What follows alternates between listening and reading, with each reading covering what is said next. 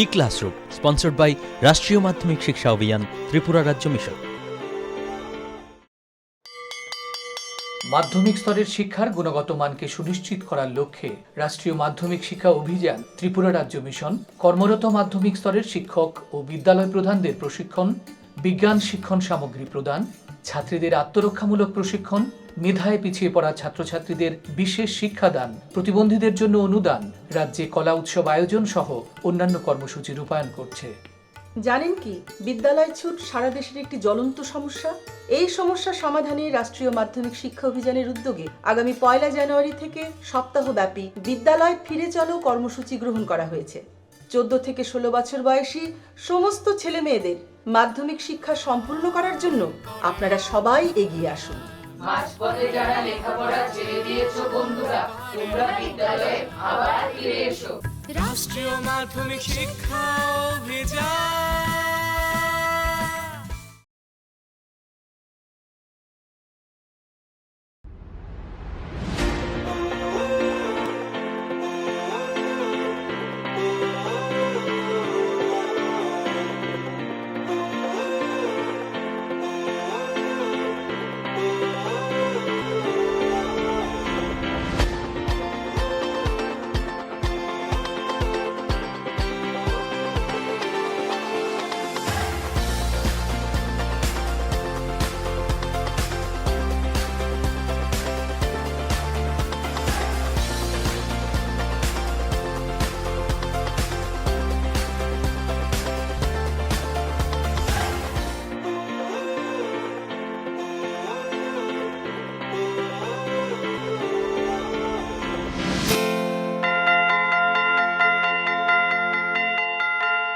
Hello students, hello ma'am.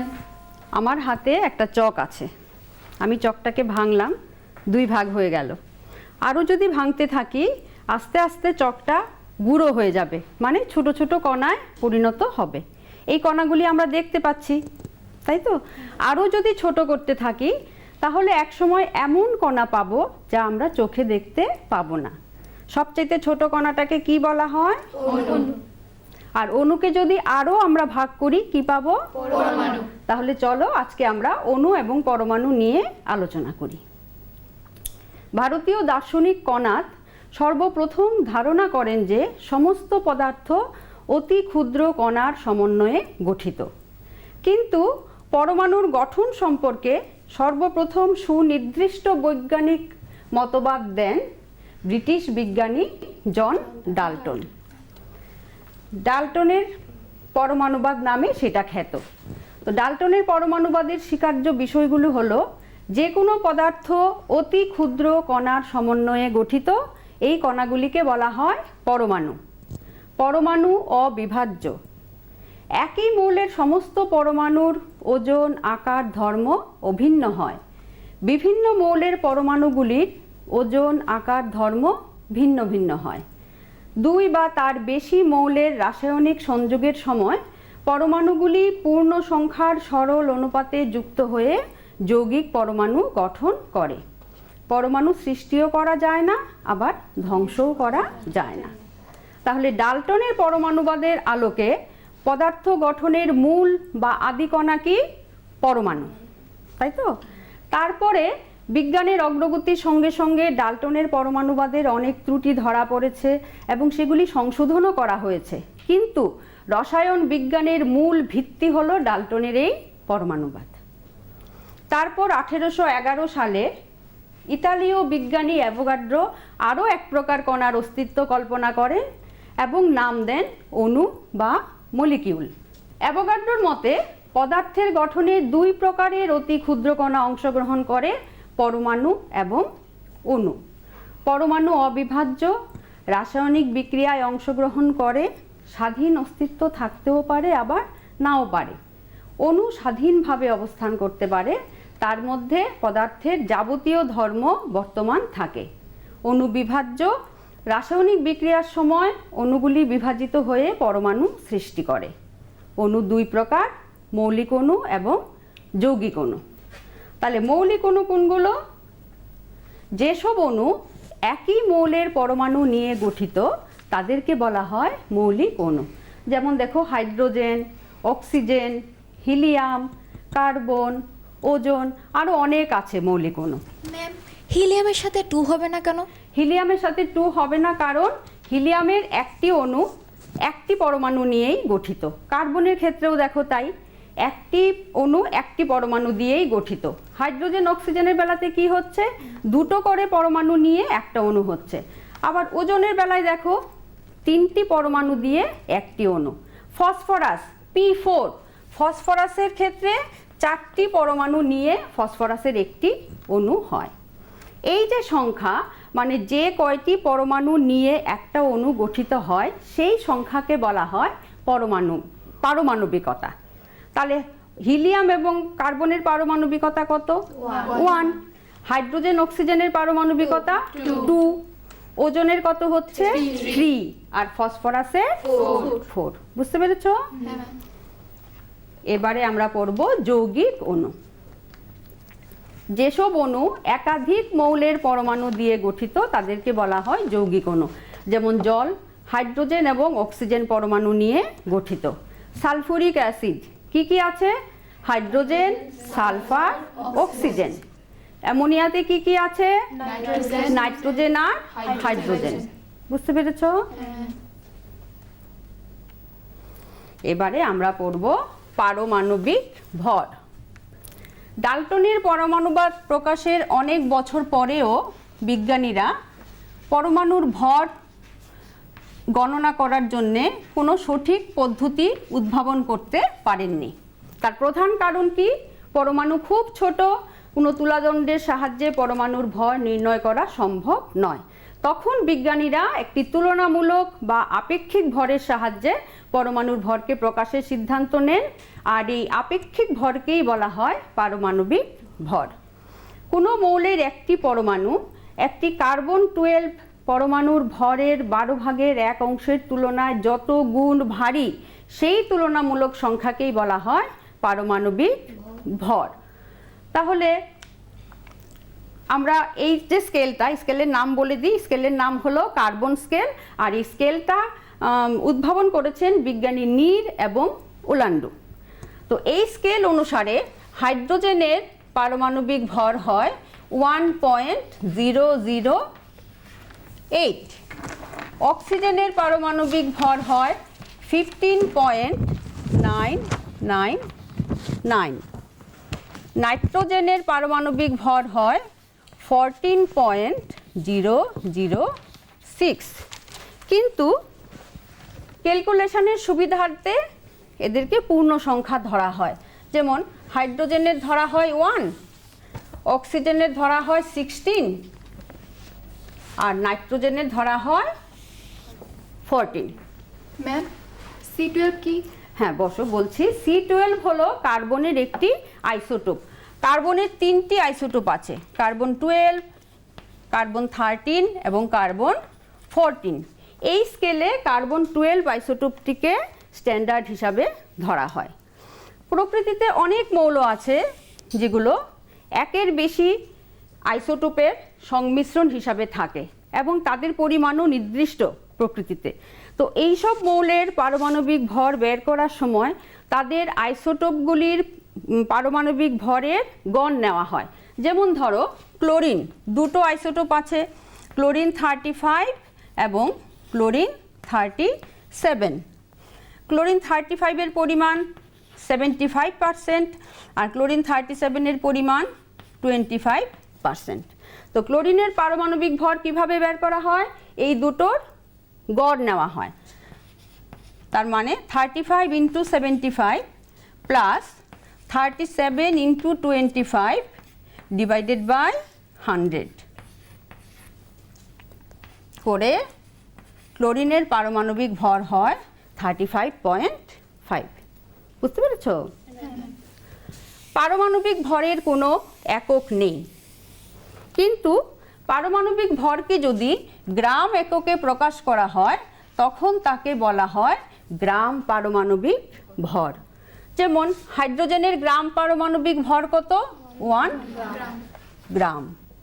অক্সিজেনের 16 গ্রাম, নাইট্রোজেনের 14 গ্রাম। তাহলে গ্রাম পারমাণবিক ভরের একক কি? গ্রাম।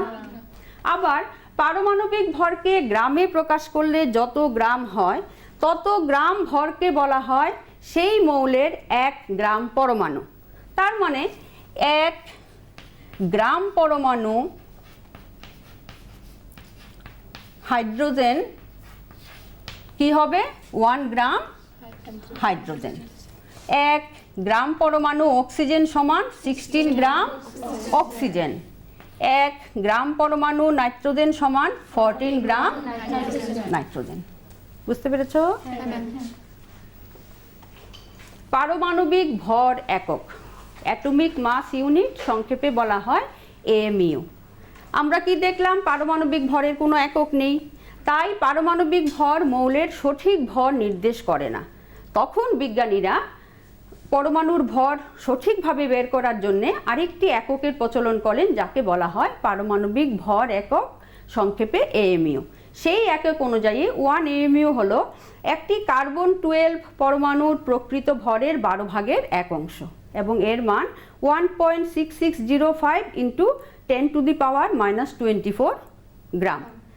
তাহলে কোনো মৌলের একটি পরমাণুর প্রকৃত ভর কি হবে? মৌলটির পারমাণবিক ভর ইন্টু 1 AMU। যেমন ধরো নাইট্রোজেনের পারমাণবিক ভর কত?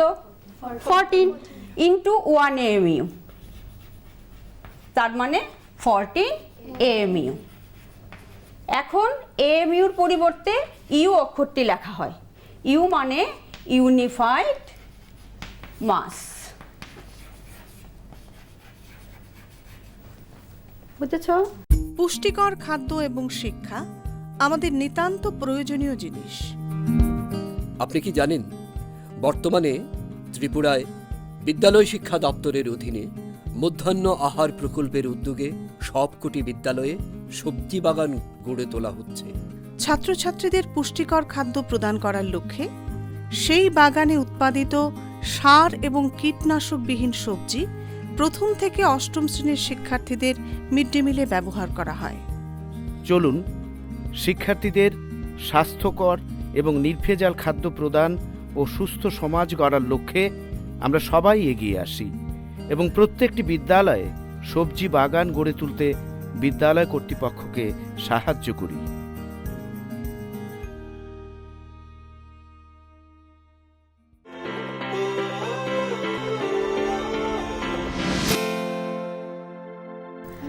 তাহলে আমি যদি এখন প্রশ্ন করি যে মৌলের পারমাণবিক ভর আর মৌলের একটি পরমাণুর ভরের মধ্যে পার্থক্য কি? পারবে? ম্যাম তুমি বুঝিয়ে দাও। বসো, বলছি। মৌলের পারমাণবিক ভর হলো একটি সংখ্যা, তার কোনো একক নেই। যেমন অক্সিজেনের পারমাণবিক ভর কত? 16, কোনো একক নেই। কিন্তু অক্সিজেনের একটি পরমাণুর প্রকৃত ভর কি হবে? 16 AMU, তাই তো?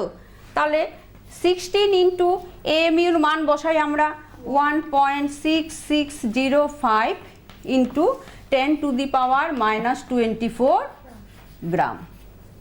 ক্যালকুলেটর আছে কারো কাছে? করো এটা। তাহলে আমরা কি দেখছি যে পারমাণবিক ভরের কোনো একক নেই, কিন্তু একটি পরমাণুর প্রকৃত ভরের একক কি? গ্রাম। হ্যাঁ বলো। 2.656 into 10 to the power -23 gram. 2.656 into 10 to the power -23 গ্রাম। এবারে বুঝতে পেরেছো পার্থক্য?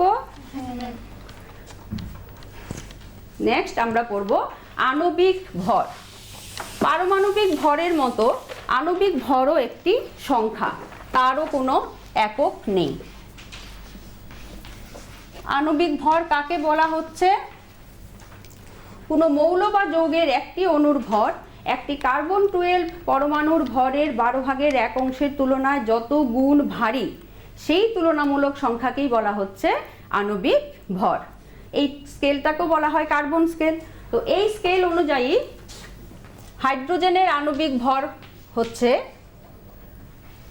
2.016, অক্সিজেনের আণবিক ভর হয় 31.998, নাইট্রোজেনের আণবিক ভর হয় 28 0.013, কিন্তু ক্যালকুলেশনের সুবিধার্থে তাদেরকে পূর্ণ সংখ্যা ধরা হয়, মানে অক্সিজেনের ধরা হয় হাইড্রোজেনের ধরা হয় 2, অক্সিজেনের ধরা হচ্ছে 32 আর নাইট্রোজেনের ধরা হয় 28। ম্যাম, যৌগিক অণুর আণবিক ভর কিভাবে বের করবে? হ্যাঁ বলছি। যৌগিক অণু ধরো কার্বন ডাই অক্সাইড একটি যৌগ, তাই তো? তার আণবিক ভর বের করতে গেলে আমার প্রথম কার্বনের পারমাণবিক ভর জানতে হবে আর অক্সিজেনের পারমাণবিক ভর জানতে হবে। কার্বনের পারমাণবিক ভর কত? 12 প্লাস অক্সিজেন এখানে কটা পরমাণু আছে? 2টো, তাহলে 2 × 16 আমরা কত পাবো? 44, তাই তো? আবার মনে করো অ্যামোনিয়া NH3, অ্যামোনিয়ার পারমাণবিক নাইট্রোজেনের পারমাণবিক ভর কত? 14 প্লাস 3টা হাইড্রোজেন আছে, তার মানে 1 × 3 70। বুঝেছো? আণবিক ভরেরও কোনো একক নেই, একটি সংখ্যা মাত্র, কিন্তু যদি গ্রাম এককে প্রকাশ করা হয় তখন তাকে কি বলা হয়? গ্রাম আণবিক ভর। তাহলে হাইড্রোজেনের গ্রাম আণবিক ভর কত? 2 গ্রাম। অক্সিজেনের 32 গ্রাম। নাইট্রোজেনের হবে 28 গ্রাম, কেমন? কার্বন ডাই অক্সাইডের হবে 44 গ্রাম, অ্যামোনিয়ার হবে 70 গ্রাম। তাহলে গ্রাম আণবিক ভরের একক কি? গ্রাম। আবার আণবিক ভরকে গ্রামে প্রকাশ করলে যত গ্রাম হয় তত গ্রাম ভরকে বলা হয় সেই পদার্থের 1 গ্রাম অণু। তাহলে 1 গ্রাম অণু হাইড্রোজেন মানে কি হচ্ছে? 2 গ্রাম হাইড্রোজেন, তাই না? 1 গ্রাম অণু অক্সিজেন হবে 32 গ্রাম অক্সিজেন। 1 গ্রাম অণু নাইট্রোজেন হবে 28 গ্রাম নাইট্রোজেন। 1 গ্রাম অণু কার্বন ডাই অক্সাইড কি হবে? 44 গ্রাম কার্বন ডাই অক্সাইড। 1 গ্রাম অণু অ্যামোনিয়া কি হবে? 17 গ্রাম অ্যামোনিয়া। অনেকগুলো উদাহরণ দেখালাম, বুঝতে পেরেছো তো? এবারে যদি বলা হয় গ্রাম অণুর সংখ্যা বের করতে হবে, দেখো স্লাইডে গ্রাম অণুর সংখ্যা আমরা কিভাবে বার করব? পদার্থের গ্রামে প্রকাশিত ভরকে যদি গ্রাম আণবিক ভর দিয়ে ভাগ করা যায় তাহলেই আমরা গ্রাম অণুর সংখ্যা পেয়ে যাব। যেমন মনে করো বলা হলো 88 গ্রাম কার্বন ডাই অক্সাইডের গ্রাম অণুর সংখ্যা কত? আমি কি করব? 88 গ্রামকে কি দিয়ে ভাগ করব? কার্বন ডাই অক্সাইডের গ্রাম আণবিক ভর দিয়ে। কত কার্বন ডাই অক্সাইডের গ্রাম আণবিক ভর? 44 গ্রাম। তাহলে 44 গ্রাম দিয়ে আমি ভাগ করি, কত পেয়ে যাব? 2। তাহলে 88 গ্রাম কার্বন ডাই অক্সাইডে গ্রাম অণুর সংখ্যা কত? 2। বুঝতে পেরেছো? অ্যাভোগাড্রো সংখ্যা। যে কোনো মৌলিক বা যৌগিক পদার্থের 1 গ্রাম অণুতে যত সংখ্যক অণু থাকবে সেই সংখ্যাটাকেই বলা হয় অ্যাভোগাড্রো সংখ্যা। একে ইংরেজি n অক্ষর দিয়ে প্রকাশ করা হয় এবং তার মান নির্দিষ্ট কত? 6.023 × 10⁻23। হ্যাঁ বলো। 1 গ্রাম পরমাণুতে পরমাণুর সংখ্যা কি সেমই থাকবে? হ্যাঁ, 1 গ্রাম পরমাণুতে পরমাণুর সংখ্যাও সেম থাকবে, আবার 1 গ্রাম আয়ন যে কোনো পদার্থের মধ্যে আয়ন সংখ্যাও সেম থাকবে। কত? 6.023 × 10⁻23। এটা হলো অ্যাভোগাড্রো সংখ্যার মান। কেমন? মৌলিক বা যৌগিক যে কোনো পদার্থ হতে পারে। দেখো এখানে আমি লিখেছিলাম 1 গ্রাম অণু হাইড্রোজেন, 1 গ্রাম অণু অক্সিজেন, 1 গ্রাম অণু নাইট্রোজেন, কার্বন ডাই অক্সাইড আছে, অ্যামোনিয়া আছে। এদের প্রত্যেকের ক্ষেত্রে অণুর সংখ্যা কত হবে? অ্যাভোগাড্রো সংখ্যার সমান। কিসের সংখ্যা? কোন কণার সংখ্যা? অণুর সংখ্যা।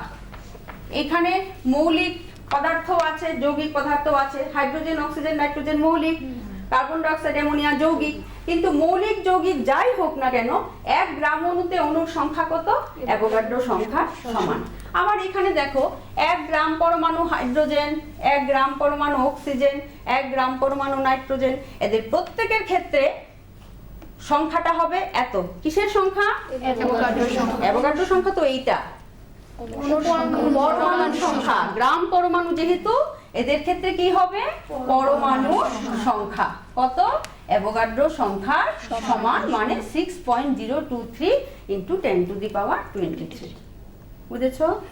এবারে চলো অ্যাভোগাড্রো সংখ্যার উপর ভিত্তি করে আমরা দুটো অঙ্ক করি। প্রথম অঙ্কটা আছে দেখো, 0.52 গ্রাম অ্যাসিটিলিনের মধ্যে কত সংখ্যক অ্যাসিটিলিন অণু আছে? আমার কি বার করতে হবে অঙ্কটাতে? অণুর সংখ্যা।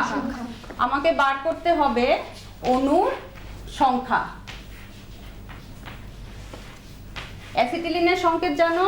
C2H2। তাহলে প্রথম আমার করতে হবে অ্যাসিটিলিনের আণবিক ভর কত হবে?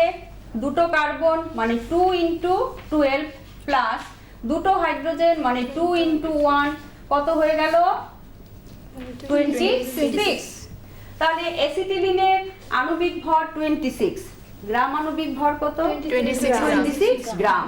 তাহলে আমরা কি বলতে পারি যে 26 গ্রাম অ্যাসিটিলিনে অণুর সংখ্যা কত হবে? অ্যাভোগাড্রো সংখ্যার সমান, তাই তো? মানে 6.023 ইন্টু 10 টু দি পাওয়ার 23। আমাকে বার করতে হবে 0.52 গ্রামে কতটা আছে। দেখো 0.52 গ্রাম অ্যাসিটিলিনে অণুর সংখ্যা কত হবে? 6.023 into 10 to the power 23 into 0.52 divided by 26। আমি যদি ক্যালকুলেশন করি তাহলে আমি নাম্বারটা পেয়ে যাব। কত হবে? 12.046 ইন্টু 10 টু দি পাওয়ার 21। বুঝতে পেরেছো? নেক্সট অঙ্কটা দেখো, 9 গ্রাম জলে হাইড্রোজেন ও অক্সিজেন পরমাণুর সংখ্যা বের করতে লাগবে। হাইড্রোজেন অক্সিজেন পরমাণুর সংখ্যা বের করতে গেলে আমার প্রথম বার করতে হবে জলের অণুর সংখ্যা, কেমন? তাহলে আমার প্রথম কাজ কি? জলের আণবিক ভর বের করতে হবে। জলের আণবিক ভর কত? হাইড্রোজেন আছে দুটো মানে 2 × 1 প্লাস অক্সিজেন একটা 16, কত হচ্ছে? 16 আর 2 18। তার মানে 18 গ্রাম জলে অণুর সংখ্যা কত হবে? অ্যাভোগাড্রো সংখ্যার সমান, মানে 6.023 into 10 to the power 23। Therefore 9 gram জলে অণুর সংখ্যা কি হবে? 6.023 into 10 to the power 23 into 9 divided by 18। আমরা করি ক্যালকুলেশনটা, করলে আমরা কি পেলাম? 3.011 ইন্টু 10 টু দি পাওয়ার 23। এটা কি বের করেছি আমি? জল অণুর সংখ্যা। আমাকে বার করতে হবে হাইড্রোজেন ও অক্সিজেন পরমাণুর সংখ্যা। এখন জলের সংকেত কি? H2O, মানে জলের একটা অণুতে হাইড্রোজেন পরমাণু আছে কয়টা?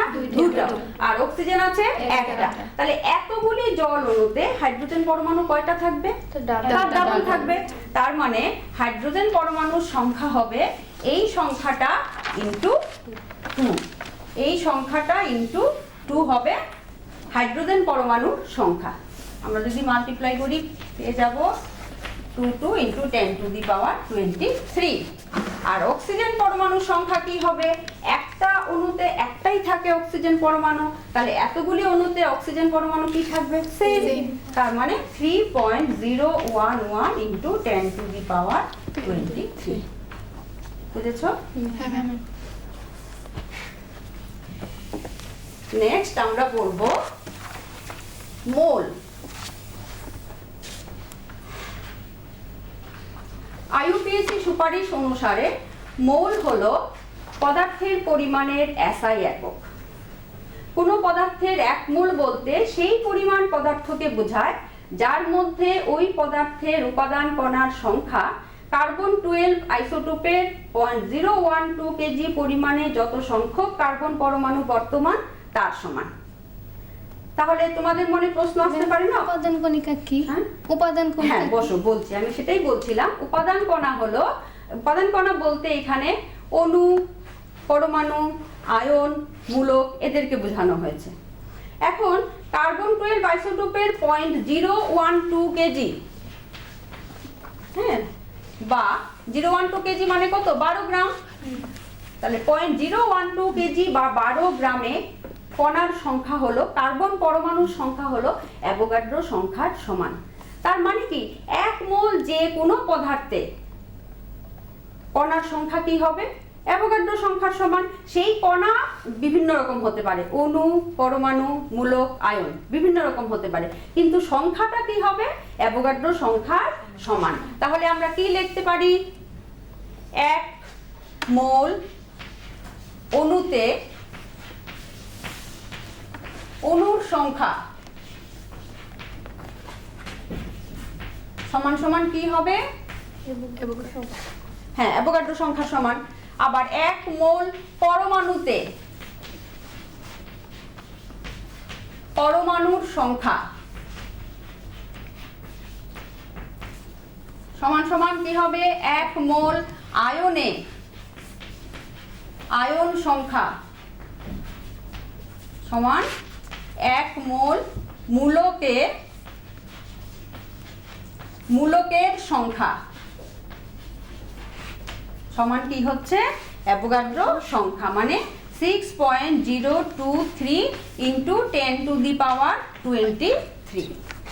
তাহলে কি দেখতে পেলাম আমরা, 1 মোল পদার্থের কণা বিভিন্ন রকম হতে পারে, কিন্তু সংখ্যাটা আবার same, 6.023 into 10 to the power 23। বুঝতে পেরেছো? এর মূল ধারণার উপরে অনেক অঙ্ক আছে, নেক্সট ক্লাসে আমি অঙ্ক করাবো, তোমরাও বাড়িতে চ্যাপ্টারটা ভালো করে পড়বে। যদি কোনো কনফিউশন থাকে আমরা নেক্সট ক্লাসে আবার এটা নিয়ে আলোচনা করব। আজকের ক্লাস এখানেই শেষ করছি।